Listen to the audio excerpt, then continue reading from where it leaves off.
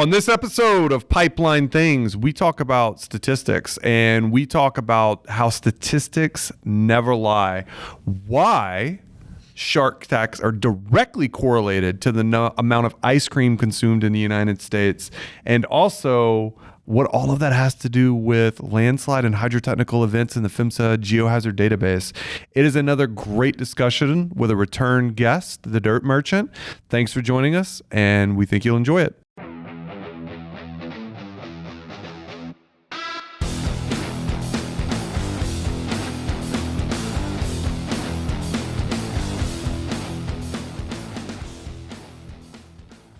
All right, welcome to this episode of Pipeline Things. It is good to be back as we are in the PPIM series where we're going through papers that we identified at PPIM 2026. Always a great conference and a great time in Houston, and we're going to be discussing with the findings of the authors. Today's author is, again, another returning guest that I think the audience is going to love. But before we get into that, we're going to be talking a lot about statistics and data, Chris. And before the show, we were talking about some of our favorite statistics. And I got one I like. Yeah, go ahead. So we tend to not eat a lot of ice cream in the colder months because somewhere we found that there's a correlation with ice cream sales and shark attacks. So we also like to go to the beach in the winter months because people tend to order less ice cream in the winter. So therefore, if there's a correlation between ice cream sales and shark attacks, ice cream sales are down in the winter. Therefore, shark attacks should be down in the winter. So we're planning an October beach vacation. We're trying to make sure we don't get bit. I just got back from the Bahamas in December, so that makes sense. Yeah. Right. And did you guys get bit by sharks? I went scuba diving. Else? I swam with sharks, with Caribbean reef sharks when I got my scuba certification. And I can attest to the validity of that. I swam within feet of them and they did not attack me. And there was no ice cream on the dive boat. I am at least 37% positive that had there been ice cream on the dive boat, not 33%. That's a 30%. Not a third. Look, let's be quite clear. I am 37% certain with a 20% confidence interval that if there had been ice cream on the boat, I may have been attacked by a shark while I was more scuba. Likely you would have. It's possible. It's absolutely. Yeah. Do you know? If you guys don't believe it, check it out. The correlation between ice cream sales and shark attacks do correlate. Yeah, and there's some other really good correlations. Yeah, stay out of warm water. Did you know that the popularity of the first name Gerard correlates with air pollution in Anchorage? The more Gerard, Gerard. Almost 1-1. Look at that. Look how good that correlation is there. That is good. Yeah, look, I got another one for you. This one's even better, and this one might have real meaning for you. The popularity of the first name Sarah with an H correlates with Google searches for learn Spanish. Both Sarah, have trended down since 2004. So I don't know what we take from this in our audience. What happened to Sarah in Spanish in 2004? I don't know, but since that time, the use of the name Sarah has trended down, as has the number of Google searches for I want to learn how to do Spanish. Yeah. But really, there are amazing correlation statistics out there that bear absolutely no resemblance to anything at all, right? But what's fun anytime you're looking at data is I feel strongly you have to ask the right questions, right? To blindly look at a chart and derive the notion that the name Gerard correlates with air pollution and Anchorage, or to come to the conclusion that I was somehow safer diving in December with no ice cream on the boat than I would be diving in, by the way, when I return diving with my kids in June. Oh, so you better check this. See, this question. Don't let Morgan know this because Baskin and Robbins sales. I didn't think. What if the kids eat ice cream before they dive? This is real problems. I'm not going to tell my kids about this statistic. Makes you wonder if popsicles count or is it just ice cream? But you got to ask the right questions of the data. Yeah. And that's what today's paper is all about. And not all trends make sense. Yep. So without further ado, I'm sure our guest has been listening intently in that conversation, probably has really strong opinions about both the name Gerard and the name Sarah. Our guest is the returning Dirt Merchant. So Alix, I want to say welcome back to the show. It's good to see you again. And how have you been? It's good to be here. Been well. Looking forward to the conversation. Yeah. So, I don't think that the audience needs to reintroduce you per se, but I do think there have been some changes since the last time we had you on the show. You care to talk about those? Drum roll. Yeah. Oh, yeah. Drum roll. So since I was last on the show, I went independent, formed my own company, Tri-Coast Geoservices, exclusively focused on pipeline geohazards and helping operators to identify hazards and come up with plans to manage them and all that kind of good stuff. Well, congratulations. Welcome to the team of congrats. small business owners. Well, thank you. Appreciate All right, fantastic. So the reason we're having you on is that you are the first author, the primary author on a paper. I was a co-author on the paper, and I was happy to review it. But look, to the audience and to Alix. Alix did the lion's share of the work on this paper and really did a great job. The title of the paper, can you give us the title? I was looking at it right-handed and I didn't have it offhand. This is what happens when you live ask the title of the thank you. Look, there's Chris. Yep.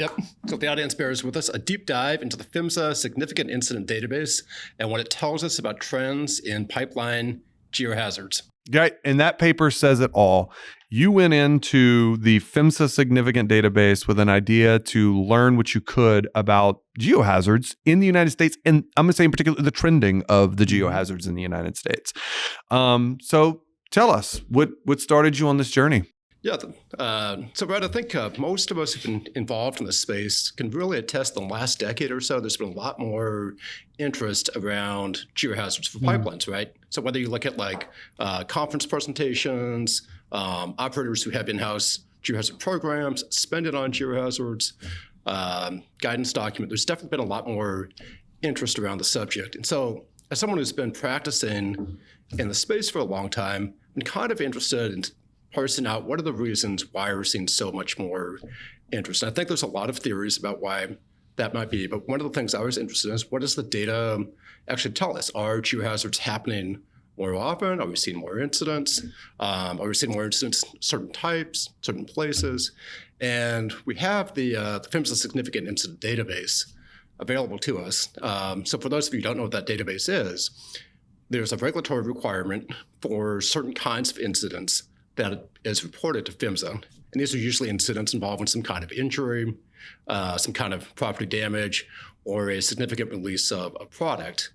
And then when those incidents happen for PHMSA-regulated pipelines, they have to then report it to PHMSA. All of those reports then go into this gigantic database. So it forms this record that goes back all the way to 1970 for the original records. And then it's relatively unbiased, right? Because you're having all these individual incidents are being reported by the operators themselves. The data is publicly available, so that anybody can download and look at it. It's not behind a paywall or some other restriction. And so the thought was this data would be a good source to try to go and parse out some of these trends and see what do we actually see within these incidents that are recorded. It was relatively straightforward to dive into that database and parse out the information you wanted, right? It is absolutely not.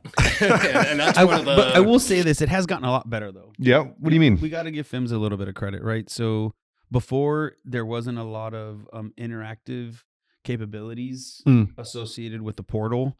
It was just, you would download the Excel or Commodore Limited file, and then you have to sort through it. Yeah. At least now, I think there is some GUI component to it and some trends that you can see. So it is a little bit easier to like we were talking about earlier, like they have trending built into it, right? And then once you filter to a degree, you can then export the data and do what you want. To some degree, that's absolutely true. I think that PHMSA has recognized the importance of trying to make the data more transparent and easier to parse. In this case, we decided to go back to 1985 because for a couple of reasons. One, it presents 40 years of data from 1985 to 2024, so it's kind of a good round number. But it's also when narratives started to be included with the reported significant incidents. So prior to that time period, incidents were recorded, but there was no description of what happened.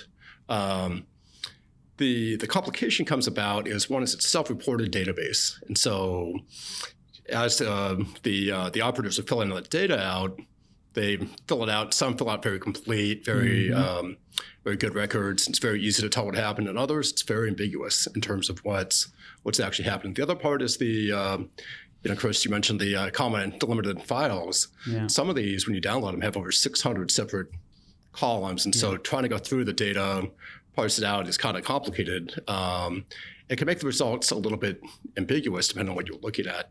So one of the things that I did is I reviewed these records and tried to find incidents that were attributed to natural forces, and then reviewed the narratives to try to then assign a type or cause to it. And again, sometimes it's pretty clear and sometimes it's pretty ambiguous. So just for example, sometimes it might say, hey, a hillside gave way and it bent and ruptured the pipeline. So okay, that's a landslide. That's pretty clear. Mm-hmm. Sometimes it might say the pipeline failed in the Red River or the Mississippi River, and then we replaced it by HDD, but no real cause is attributed to it. There's no real description of what actually happened. So you can look at it and say, okay, did it happen because of the river, or is it just coincidental that it happened at that location? Yeah. So after you comb through all of 40 these years incidents, of data. Gotta make it sound big. 40 years of data. Years of data. Good thing it didn't take him 40 years to go through it. Felt like it. During that same time span, the number of searches for "I want to learn Spanish" has gone down. It's gone down. Yes, That's true. Let's not forget that. 2004. So, what was your first step? So you obviously you found all of them that you believed were attributed to geohazards, Yep. but did you? You just took that database and started slicing it, or did you have even questions within the portion of the database that you identified as potentially associated with geohazards? Yeah, so if you kind of go through the kind of nitty gritty of it, there's over 16,000 incidents recorded in the database during that time span. I want to sort out a couple of things. One is I'm interested in onshore pipelines. So I sorted out all the offshore incidents, sorted out all the facilities incidents. So kind of excluded those from the analysis. Then the first cut is you go and you look for all of the incidents that are recorded as natural forces. So that's one of the categories that PHMSA includes in their reporting, and go through and review those. But even in there, you can tell there's certain errors, right? Like for instance, some of the incidents might describe a corrosion-related failure where then the product flowed into a river, and the operator, for whatever reason, had recorded that under natural forces. So kind of knowing that, you say, okay, there's probably things on the opposite side where someone's recorded something that's a different incident type that probably actually is a geohazard. So I went through and did keyword searches and those kinds of things until I came up with the final list that I believed had some relationship to a geohazard. Cool. All right. So, and that's when we get into the data. So I want to tell the audience that, if you really want to understand the paper, I think you have to look at the plots that are in the paper because that's where the data is. And so this episode is going to be a little bit unique because if you're on the YouTube channel, we're actually going to show you on the screen the plots that we're individually we're tackling. So we're going to jump in. So let's start. Like I'm looking at plot 1 here, right? And plot 1 is your all geohazard incidents by time, right? And so it's this real nice bar chart. And to give the audience some idea of the number of or the types of incidents that are geohazard related. They include hydrotechnical, debris flow, landslide. Those are the things we would commonly think of. Flotation, not so much. Wind, lightning, subsidence, frost heave, and tornado. Now I'm curious, how does tornado land in the category of geohazard? So in this case, what I was trying to do is be kind of that expansive definition of natural forces that PHMSA uses. And so you can see, as you alluded to, right, we got lightning and wind and tornadoes. So quite often those would not be included in a geohazard program, but there's kind of weather and outside force category that we oftentimes talk about. So to be clear, in chart 1, these are subcategories in the PHMSA database, or are these your interpretations? It's a mix. There's some of those subcategories and some of the interpretations. So when you're going through the narrative, you're reviewing what happened, assigning a type to it. Cool. Got it. And so do you take anything? What do you think this chart tells us? Do you take anything from this chart? So I think a couple things are really relevant. One is if we're talking about geohazards, unequivocally, we see this almost any way we slice the data, landslides and hydrotechnical hazards are the dominant type over and over again. So it's about 70% of all incidents are under either landslides or hydrotechnical. And if you confine it to ruptures, which is not shown on this chart, it's about 80% of all the incidents are landslides and hydrotechnical. So that's good. So that means in our mind, I think when we think about geohazards, the first thing that comes to a lot of people's minds is landslides. At least the FORME incident database tends to bear that out. Okay, that's cool. Yeah. The other thing I think is this chart, and if you're on the YouTube channel, you can see it, is clustered by 5-year clustering. So, going through and writing this paper up, I first experimented with doing it on a yearly basis, and it becomes really noisy to show 40 years of data, especially with all these different hazard types. So kind of settle on the idea of let's cluster it by 5-year intervals, but you can see there's a lot of variability in it, right? So you can see the time period 1990 to 1994 has a big high spike. The time period 2000 to 2004 is relatively low, and it kind of goes up and down from that time span. But if you look at this kind of superficially, it looks like geohazards are kind of decreasing over time. So if you kind of casually look at it and say, hey, we've got a lot of incidents in 1990 to 1994, and fast forward to 2020 to 2024, it looks like we're doing pretty good, right? And so, but I think if we start to parse it out, and we're going to talk about it some more, there's a lot more to that story than just that kind of superficial appearance. And you kind of already hit on the first topic, audience, that I think becomes a challenge. Because this, I told Alix when I was reviewing this paper, I had just finished reading a book, Fooled by Randomness, that talks about trying to read into noise. And I was like, oh man, when you're dealing sometimes with these numbers, it's difficult. I think you raise a really good point there, right? And that figure 1, you can look and be like, man, that one big peak that happens in 1990 to 1994 makes it look a certain way, but you had a huge portion of earthquakes that happened from Northridge, which you mentioned in there. If you take those out suddenly, then it doesn't give this look that it's decreasing, right? Which again goes to that nature of trying to judge too much from truly random events sometimes is a challenge. So you did something else after this, right? And I want to get to we missed something. Oh, what did you miss? Hold on. Again, we'll see if this makes any sense. Like, what would you say in general as a human? We're like, you're more likely to get struck by lightning. But then we think about it's like, what are really the odds of us getting struck by lightning? Like, you would think that's a pretty rare event, right? Theory. But this data doesn't say that. On average, there's one lightning incident per year. Per group of 5 years? Yeah. Or is it no, per year, right? So from 20 to 24, there was 5. From 15 to 19, there's 6. From 2010 to 2014, there's 5. From 2005 to 2000, there's 6. On average, there's going one a different direction on this podcast. We're not going to talk about landslides, Alix. We need to know your thoughts about lightning strikes on pipelines. It is actually kind of interesting. It was actually one of the biggest surprises of doing this work is how many lightning-related incidents there are. What's interesting is you read the narratives over and over again. You're having incidents where lightning is striking a surface facility. It's traveling into the pipe, and then when it's exiting the pipe, it's leaving a little pinhole behind, and so you get a leak that associated with that lightning strike. Yeah, I was saying this is interesting because these are significant incidents, right? Which means they were either $50,000 worth of damage according to like 1980 something dollars, which is over 100,000 in today's dollars, or fatality or hospitalization and or some volume of loss of product. So the lightning's doing something. Yeah, I mean, I guess the good news on the lightning ones, they seem to be resulting in leaks, not full-blown ruptures. So I still think we need to get into lightning integrity management. It'd be so cool to tell my family I'm a part of that. It's a true story. So you did a really good job next of breaking down the incidents by state, right? And I think this is cool because it tells me that North Carolina and South Carolina are on the ball, because they have absolutely zero geohazard incidents. And so if you're a pipeline, at least for the perspective of geohazards, North Carolina and South Carolina are the place to be, right?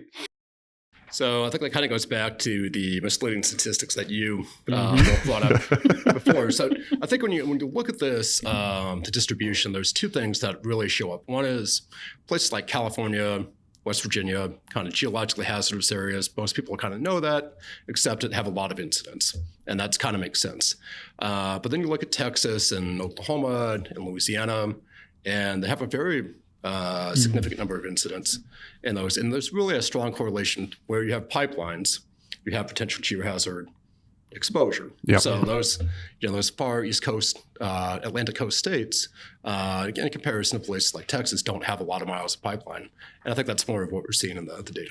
Yeah, so it's really cool. You had another plot in here that showed the congestion of pipelines. If you were to take figure 5 and then almost overlay it and look at it through the light, your more lit up areas would be where the congested pipelines are, which makes sense, right? And we obviously know you have a high congestion of pipelines in Texas, and it goes through the Midwest of the United States, if you will. Yep. But I think this also does speak to the fact, I think that, for instance, you have 9 incidents right there in Oklahoma. That is Oklahoma, right? My geography is not very good. There's 9 in Oklahoma. I mean, we don't think about Oklahoma as a geologically, let's say, prone region, right? Like it's not one that comes up a whole lot. You have 4 in Arkansas, right? I don't hear whenever we go to conferences, people are like, man, those darn Arkansas landslides, right? So can you comment on that? Because I think those this are has been hydrotechnical incidents, right? So you're looking at number 9. So 9 for Oklahoma was hydrotechnical, 18 in total. You're right. Thank you. Maybe I should maybe I should look at the data correctly. Yeah. But so point 18 comprehensively, 9 hydrotechnical. Yeah, this when we look at this together, what I was getting at with Alix, thank you for bringing that, is this is a common theme, right? That geohazard incidents don't just target the place that comes to everybody's mind first. I thought tornado, that was one of them. I thought you were going to say tornadoes, but it's not. It's hydrotechnical for 9. Well, no, I think that's a great point, Brad. I think that a couple things, and maybe we're kind of skipping ahead a little bit, but if we look at like the central U.S., most of these hydrotechnical incidents are happening in the central U.S. because we have some combinations of a lot of miles of pipeline. We have intense storm systems. I think anyone who's lived in Texas or Oklahoma is familiar with the thunderstorms and tropical storms, or the remnants of those storms. Yeah. We have river systems that tend to flood very dramatically. Mm-hmm. And so you can think of a lot of the rivers around Houston, which, right now it's been pretty dry. You can probably walk across a lot of those rivers. And during a big flood, they might be 2 miles wide and 30 or 40 feet deep. I think the combination of those things really predisposes those areas to having a lot of incidents related to the hydrotechnical. But I think we'll kind of get into it too with the landslides. We still see landslide incidents in places like Texas, Mississippi, Louisiana.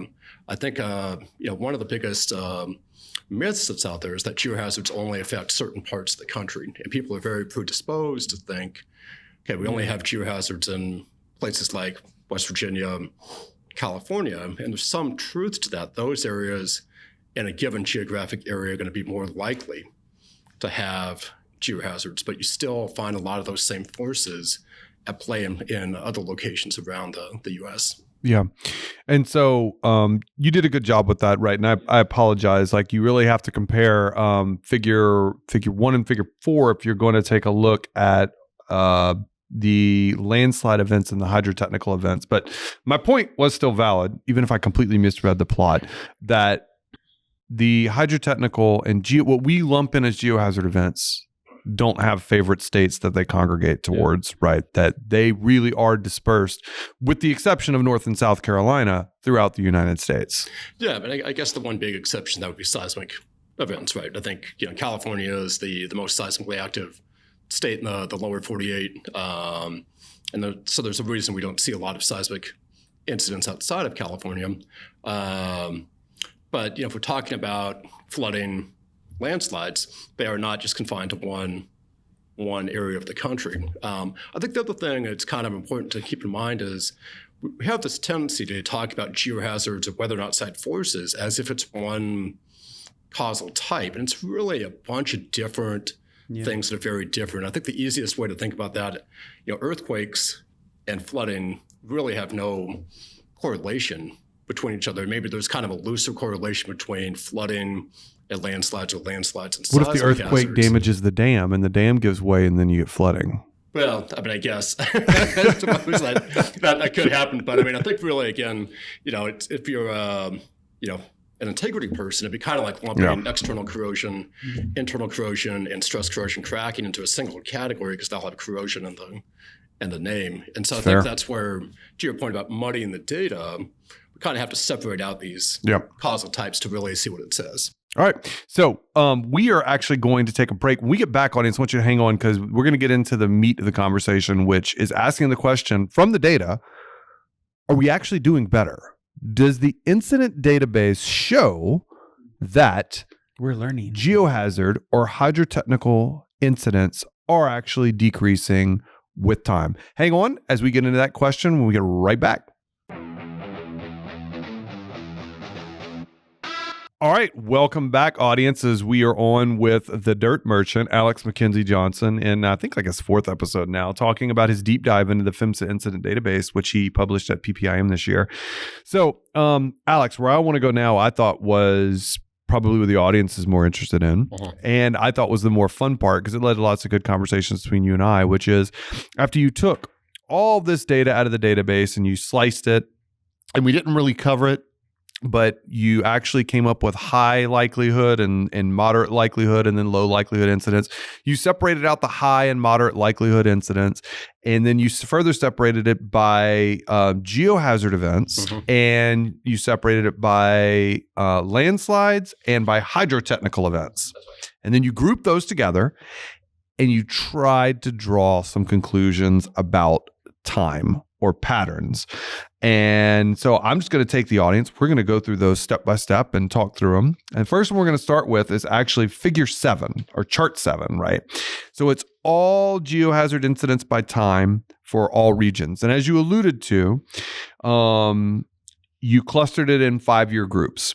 And the chart, not only does it cluster it by 5-year groups, it also clusters the instance by west, central, and east regions of the United States.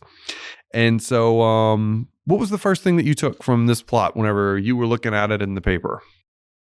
Yeah, so I think one of the big takeaways is there are regional differences. And when we talk about the regions, kind of think of the West as being like Pacific and Mountain time zones, Central being like Central time zone, and then East being kind of Eastern time zone. Not exactly line up the time zones, but pretty close. And so if we look at like the West, we see what looks like this big drop in the number of incidents. So if we go back to the 1990 to 1994 timeframe, we have like 19 incidents, and it goes all the way down to 3 in the 2020 to 2024 timeframe. But it's, we kind of talk about this muddying of data. It's really biased by the fact that 1994, we have the Northridge earthquake, and that causes almost all of the seismic incidents that are recorded in the database, which are lumped into geohazard incidents on the west side, all the other stuff. And so if we take out this kind of seismic event, which we don't have any other seismic events that really show up on the data, it really changes that perception of the West. We see that the central region also appears to kind of be declining in the number of incidents, and I think there is some validity to that. And I think we're going to get into that. But then we see the eastern region, we see an increase in number of incidents during this time frame, really starting around the 2005, 2010 time. We're seeing more and more incidents are happening in the east. And I think there is something really going on there, which we'll talk about with the landslides coming up. Cool. It's gets to like one of the first challenges I have with looking at data, right? So if we just focus on the western side of things, the red bars in the chart, it's interesting to me because they oscillate through your 5-year periods. You've got 19, 10, 19, 11, 18. So it's almost like on this 5-year interval, you really have, let's say, 14 incidents plus or minus 5, which means at any given 5-year period, you could have as few as 10 or as many as 19 and be completely normal. But if you try and draw a trend between any 10-year span, like for instance, if somebody erroneously took the data from, for instance, 2015 on, you'd say, man, we've gotten so much better. We've cut our number of geohazard incidents in half in the western half of the United States. When in reality, that's just been par for the course for the last 40 years, as you're showing here. Oh, I totally agree. And I think that's why it's so impactful to look at 40 years of data versus focusing on like the last 5 years of data, last 10 years of data. We see a lot of temporal variability that happens, right? And exactly like you're saying, there's the significant variations that are happening. The other thing is, again, looking at this chart 7, is we're lumping all these geohazard types into a single category. And so it muddies those trends in a way that's meaningful, and it also kind of impacts what is the implication for the pipeline operators? Well, then, you know what? Let me address your concern, or you address the concern for the audience, and we'll get into figure 8, which is now just hydrotechnical incidents by region or by time. So I have one question I'll ask. In your parsing of the FMSA database, right, and you did the same thing in this chart for the audience, it shows 5-year groupings of hydrotechnical incidents with west, central, and east. Hydrotechnical, how did you identify it as a hydrotechnical? Since it's self-reporting, did you just look for the keywords river? Did they have to check hydrotechnical? How did the incident get noted as a hydrotechnical for you? Yeah, so it certainly helps support it if they report it as a subcategory of natural forces damage called heavy rains and floods. But even in there, looking for things in the narrative like pipeline was exposed during the flood and ruptured, or pipeline was noted as oscillating before it failed, or something else that indicated that the river itself, that flow of water, caused the failure. So what I'm kind of trying to do, except for not hydrotechnical from landslides, if the failure is because a hillside gave way, even if it's during a heavy storm, I'm saying that's a landslide. But the mechanism that broke the pipeline is the sliding soil. Versus hydrotechnical, it's from the flowing water that causes the failure. Gotcha. All right. So what do you take from this plot? This might be our first argument on the show. Let's go. So I mean, to me, it looks like, so again, kind of going back to the early 90s or the mid 90s, we have a lot of hydrotechnical incidents. Right? Particularly in the west part of the United States, for sure, right? The central part. Yeah, central part of the United States. Central U.S. So we have 31 incidents. 1990 to 1994, we have 16 from 1995 to 1999. And then more or less, it seems we're getting fewer and fewer incidents over time, with the real low point being this last 4-year period, 2020 to 2024. Yeah. Now, I think there's some real validity to what you're saying, that there's, even a 5-year time span may not be enough to really parse out long-term trends, but I do think there is something going on here that's real. Which I think when we're constructing new pipelines, when we're replacing pipelines, we're increasingly doing it by horizontal directional drilling, which reduces the vulnerability, the likelihood that pipelines are going to be exposed, going to be damaged during flood events. And so I think that's partly what we're seeing, is that a lot of those really vulnerable pipelines have already been exposed and damaged or have been replaced within the data. That being said, the data back to 1990 to 1994 reflects 2 really big flood events, one in Arizona and one here locally in the Houston area. So, kind of to your point, if you took out those big events, the data may not look quite as dramatic. Right. So if I took a plot and I just covered the right-hand side of it like this, it's harder to draw the conclusion that if you looked at the last 25 years, it's harder to draw the conclusion that it is decreasing, with the exception of the last 5 years does look really good. Right. Now, I'm not suggesting that, again, maybe this was like a seminal event here that has kind of shaped things. Maybe we are indeed getting better. I think my point is, overall, it would show a trend in the last 40 years. But if we looked at only the last 25 years, there's potential you might make, at least in the central United States, that maybe we're not getting as good as we could. But maybe there's room for improvement. Maybe I should leave it at that. Unequivocally, right? We're in the integrity business. All of us are trying to work towards, 0 incidents. And the fact that we're still having these types of incidents, it means there's room for. But your feeling on this, and I did like, because I really like that you went for a cause, that we should expect river crossings and hydrotechnical incidents to get better by virtue of, it's really funny. I had a meeting with a client today that was telling me in the 1970s, he's like, I don't know what happened in the Mississippi River, but if you look, like almost all of the Mississippi River just traversed in the 1970s, because of all these floods that happened, moved to our HDD crossings in the 1970s and in the Mississippi. It makes me think of that here. That is a valid reason why we should expect to see at hydrotechnical or river crossings fewer incidents, because HDDs eliminate that threat. Yeah, and we can see it another way, because of length limitations for conferences. I couldn't include this in there, but if we look at the ages, the installation age, pipelines that are damaged for these hydrotechnical incidents, with one exception, they're all installed before 2000. They're all older pipelines when conventional trenching was more the method to lay pipelines. In some cases, they're just laying the pipelines directly on the river bottoms.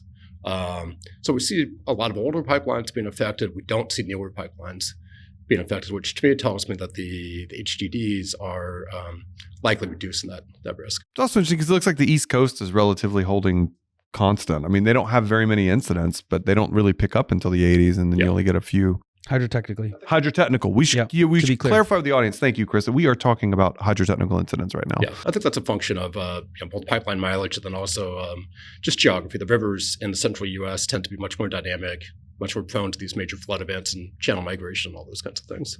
It also makes me wonder, and again, this is an anecdote here, right? But when I look at the chart where you had the U.S., I think it's figure 1, where you had, the number of incidents geographically, and we look at the hydrotechnical, it's really concentrated in the third coast, right? Yep. So Texas, Oklahoma, Arkansas, Louisiana, Mississippi, and it kind of makes sense, right? If we think of like extreme storm events, right? And so the correlation there with hydrotechnical, it just begins to make sense. Whereas like the further north you go, hydrotechnical really starts dropping off. As integrity people, I think what we're talking about is that just makes sense, right? Because if from an integrity perspective, it's you do all your water bottle crossing surveys, and then you start doing P&M. Yep. So it's not necessarily integrity assessments and looking for response times, rather, hey, we've identified we have crossings. What's our P&M? And so it's an easier managed threat the more north you go, whereas the more south you are towards that third coast, it becomes a little bit more of a time independent threat. Yeah, exactly. We have big dynamic sudden storms. I mean, you guys, you can think of like how hard it is for forecasters here to predict the actual amount of precipitation that's going to fall within a given storm. We have a lot of thunderstorms. We have fronts that come through. We have tropical storms, all those things, and then combined with that, we have a lot of very relatively flat topography, and that makes it much easier for those rivers to migrate, change their position, all those kinds of things. Yeah. Whereas again, if we look at figure 4, we're seeing the landslides being far west coast, California, or in the Northeast, which again continues to make sense. Yep. P&M is, what would you say there? Pretty well understood now and gaining momentum though. So it's also a little bit more time dependent, right? Because you're able to monitor it. It's less, it's still somewhat time independent, but I would say it's still more of a time dependent threat. Well, how would you manage it? Probably more time dependent. It's probably more, than hydrotechnical for sure, because usually you have some kind of advanced indication. You have an ability to evaluate it, to monitor it, to respond to it. It leads really nicely in our next question, because we just talked about hydrotechnical. The next chart, which is figure 9, divides landslide incidents along the same regions by 5-year intervals. Yep. And this plot, I think, is unfortunately much muddier. So what conclusions did you try and draw from this plot, or did you recommend that the audience should draw from this plot? So I think there's a lot going on here. And I think what's interesting, again, is we kind of dive into the data. We're getting better, though, right? Across the board. That's the conclusion you draw about landslides. This plot shows that landslides are decreasing, right? I would say there's a complicated story here, and I think it might be too soon to tell in some ways, right? So I think if we look at this plot, there's a couple things that really show up. One is we have this big spike in the West, 1995, 1999. And that correlates if you're like myself, I'm from the Pacific Northwest, a lot of very, very wet winters back to back, and many failures that happened during that time. So kind of the one I know best is Northwest Pipeline, which is now part of Williams. They had back-to-back landslide failures the same day, 100 miles apart. How many years ago did you say this was? How many years ago? 1997. 1997, so 30 years ago. Yep. But aren't we right now going through another cycle in the West? This is the second year in a row where they've had torrential downpours and these atmospheric rivers being described over California. Well, and it was only a few weeks ago we had an incident in the news related to a landslide in California, right? Yep. So is this like I don't want to use the words climate change. I'm not trying to create a buzzword, but climate cycle type thing where you could be going through again? Very possibly, but I think in the case of these incidents in the 90s, Northwest Pipeline instituted what was probably the first real geohazard program. And they haven't had to my knowledge, an incident since 1999. So it's a real kind of success story. They go from having many incidents in a relatively short amount of time to having none for over 25 years at this point. So I think there's some things some of the operators in those Western states are, they're evaluating the threat, they're doing something to manage it, and they're addressing it.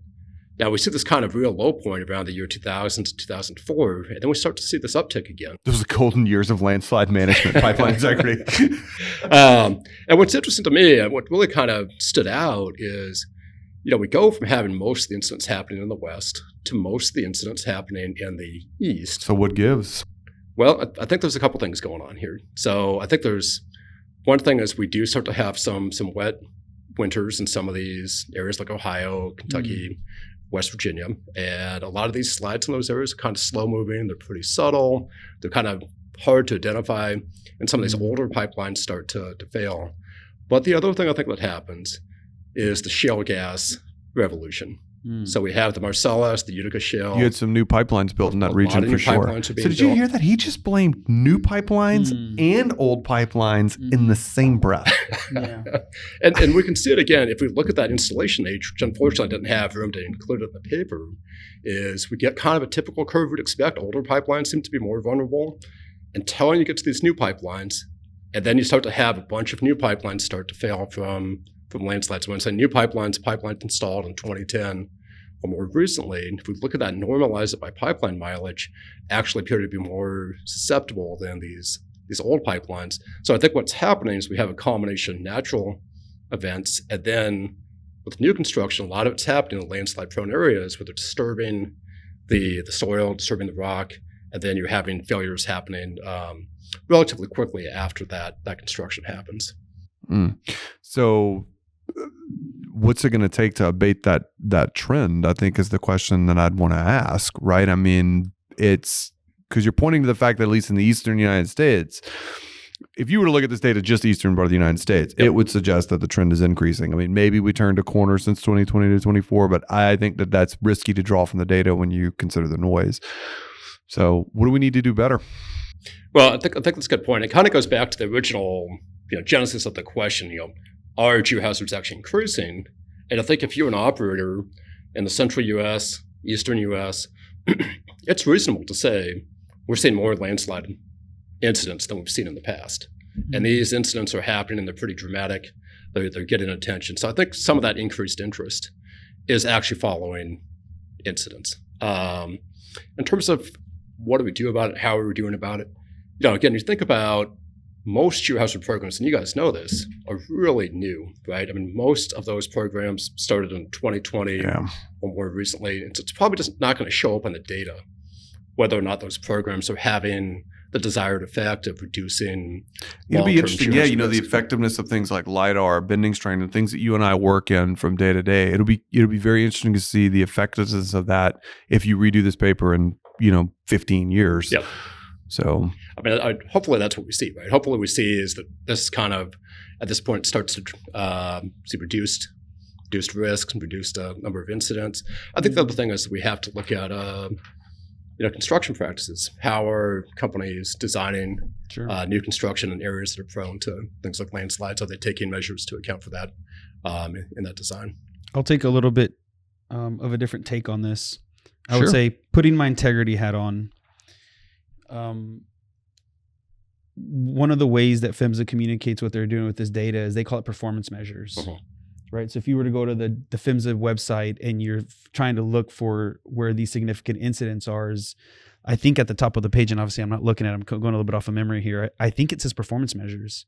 And I think they say that, like, for example, the liquid guys, they develop these performance measures with API, AOPL, for example, Pipeline Safety Trust. For the natural gas performance measures, they worked with Pipeline Safety Trust, API, INGA, NAPSR, and this data set sits in that, right? And so when I think of those words, that's what grabbed onto me is performance measures, right? So in your integrity management program, you're supposed to define performance measures that you're monitoring. So a bit of a rhetorical question here for the audience is I wonder, hopefully now this is made light to you if you hadn't thought about it this way, right?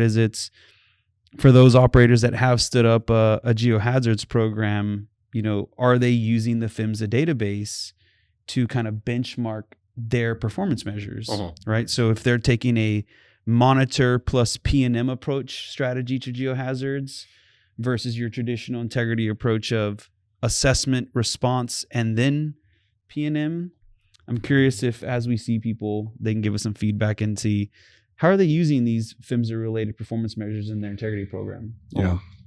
Well, I'm wondering what the score would be on this chart right here. Maybe PHMSA don't look at it. So the story is, and I think it's really, Alix, you did a good job. I want to thank you for putting the paper together. Audience, I'd encourage you to take a look at it. The story is, from a hydrotechnical perspective, I want to summarize.